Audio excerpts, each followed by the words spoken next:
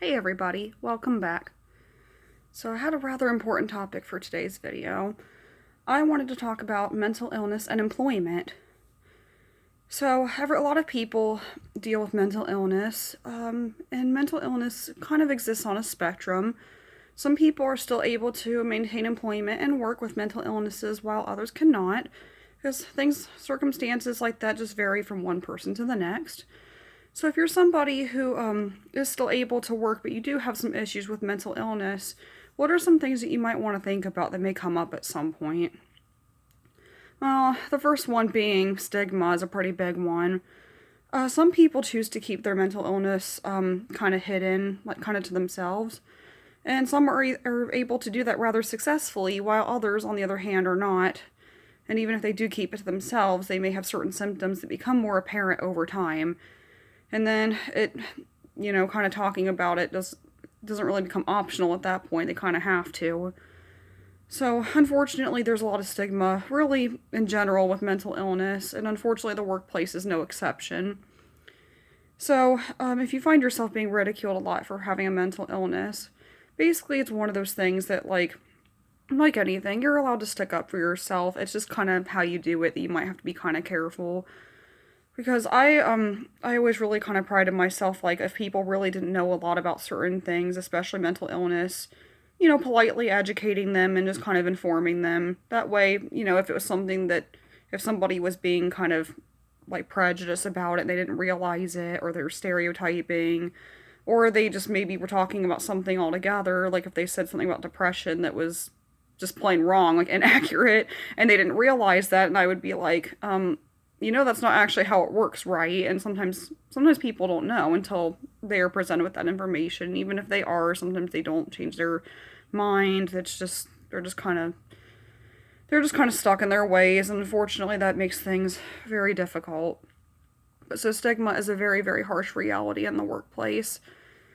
So and again, if you do choose to converse with people about that, obviously having to be careful, just because especially if you are talking about yourself, there are certain symptoms, certain diseases that people deal with that carry a lot heavier stigma than others, like depression carries stigma, but then certain disorders like schizophrenia or PTSD carry a lot more stigma depending on the severity and depending on who you talk to. So, unfortunately, discussing those matters with people can be very tricky. And really, in the workplace, some people do disclose their mental illness and some don't. And from my own experience and from other people's experience, I'm starting to feel like that this really is a case-by-case basis, because, like I said, for some people that is beneficial and helpful, especially if they have, like, disability services.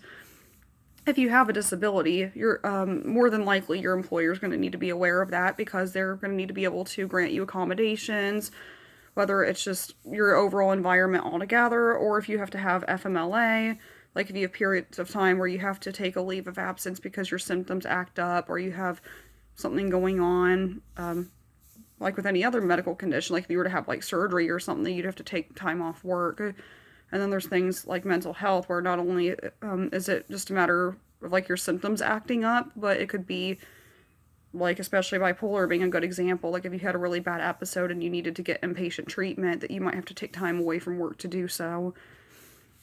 So that's a pretty good example as to how your life can be affected by your illness, as well as something like your job, or that's going to be very difficult to talk to people about.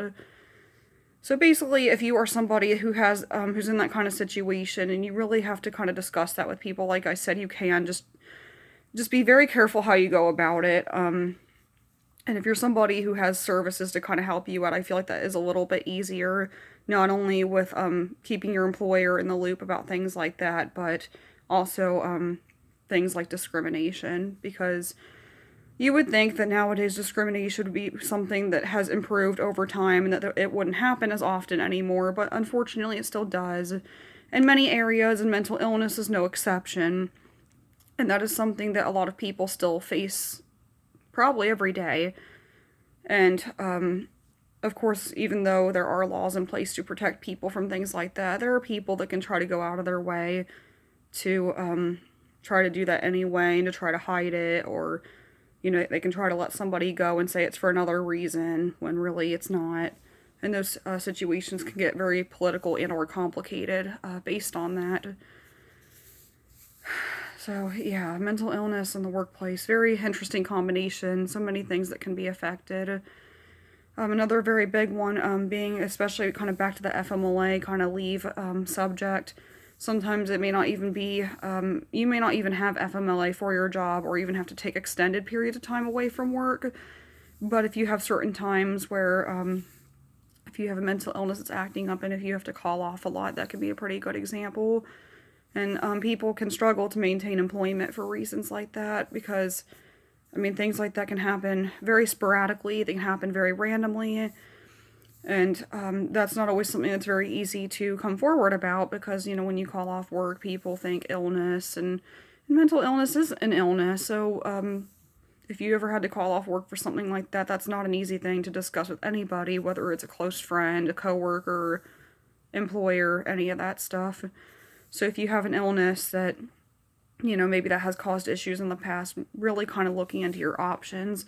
And the whole looking into your options thing was really the big thing I wanted to highlight in this segment because, if you have something like depression or even something like PTSD, schizophrenia, and it's, maybe you're able to work, and maybe things go well for a while, but then you start having to call off work a lot, or you have things going on in your life that are complicated, or even maybe things are under control for a while, but then things kind of start to maybe there's something else that happens in your life that, things kind of get worse, and that kind of acts up, and then it starts to affect not only your life, but your life at work also.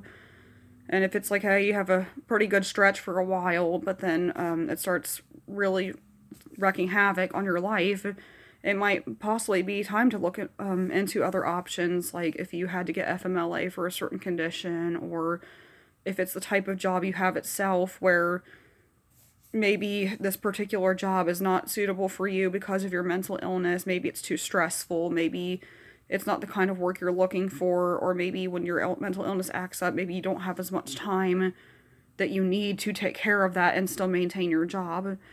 So, with all these factors in mind, you can see how there are people with mental illness who not only can their job history get complicated after a while, but just having a long-term job in general can be very tricky. And there's a lot of stigma even if somebody's not able to work, like if they're on disability. There's a stigma around that because sometimes people, maybe they can work for a certain period of time and then they're not able to anymore, or maybe they can be productive a certain amount of hours, but the amount of hours that they're able to be productive is not long enough for an entire work day. So that can be a factor that plays into like long-term employment, or if you can no longer hold down a job, or just if your mental state worsens over time.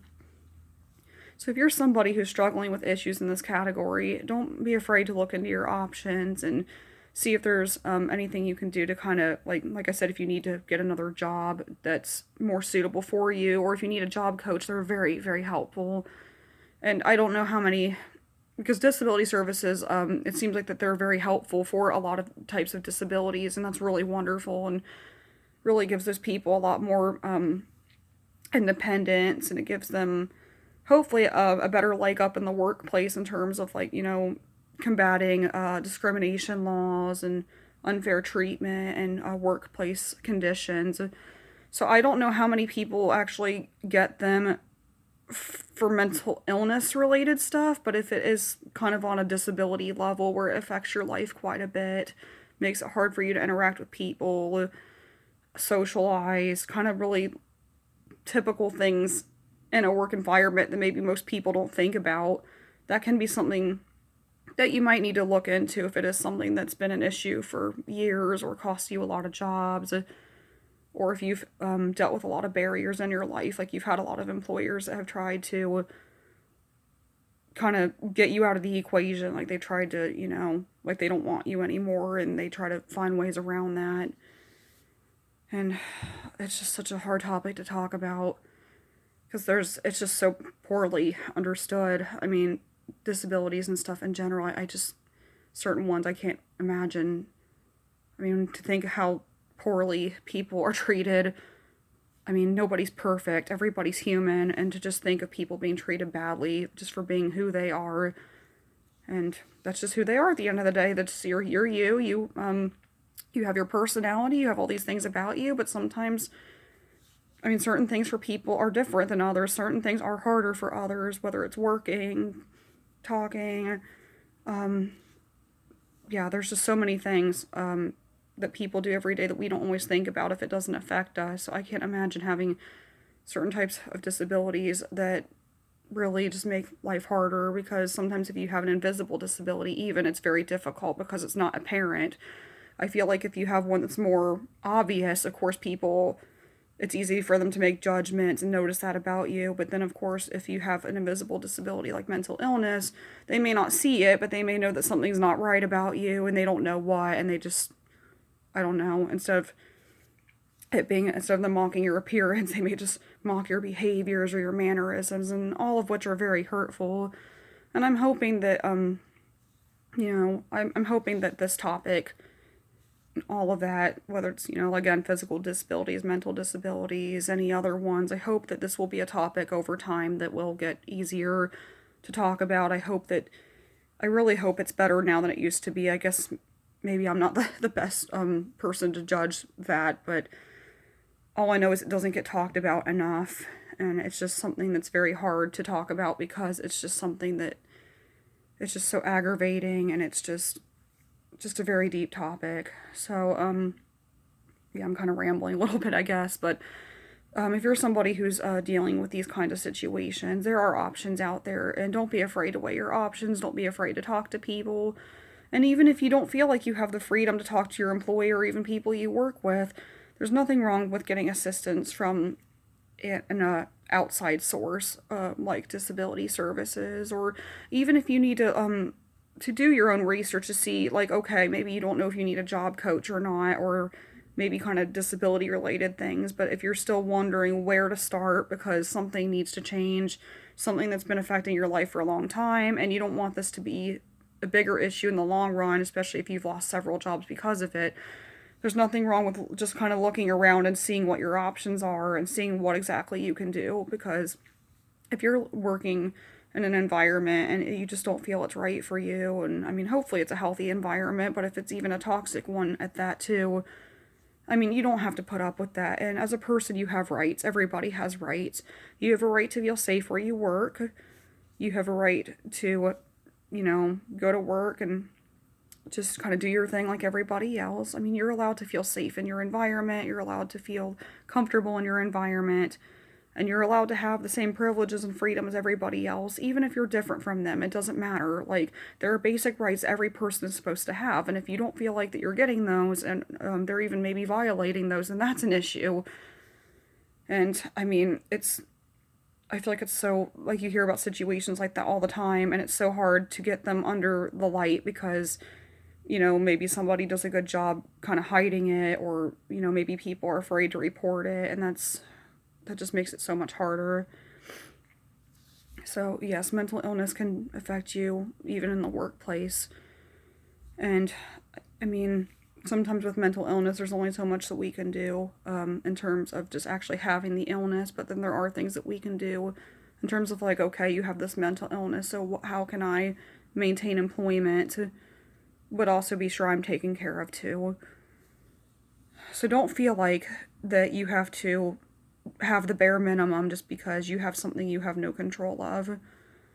And if you've looked around and you've noticed that things don't seem quite right, stick up for yourself, take care of yourself, and be sure you get what you need, because what you need is important. Everybody has needs, and our needs are important, and they need to be met, especially in the long term.